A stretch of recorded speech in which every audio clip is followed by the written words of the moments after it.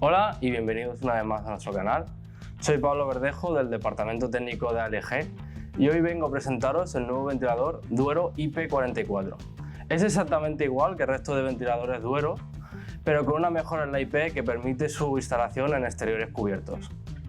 Con las mismas características de siempre: motor DC de 30 vatios, cuenta con 3 aspas fijas que permiten su distribución óptima del aire, 6 velocidades, función verano-invierno y una regulación entre 1 y 8 horas. Es perfecto para instalaciones de unos 25 metros cuadrados. Como decíamos, la única diferencia es que cuenta con IP44. Esto se ha conseguido gracias a la inserción de silicona en las zonas críticas del ventilador, evitando que entre humedad y salpicadura de agua. A la hora de instalar no cambia prácticamente nada, os dejaremos el enlace del vídeo de la instalación del Duero aquí.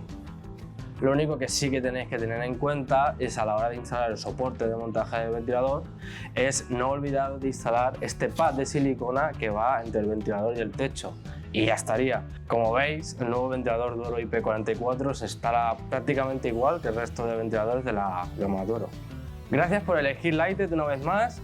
No os olvidéis en dejarnos algún comentario si tenéis alguna duda, darle me gusta y, si os ha gustado el vídeo, suscribiros para más tutoriales como este.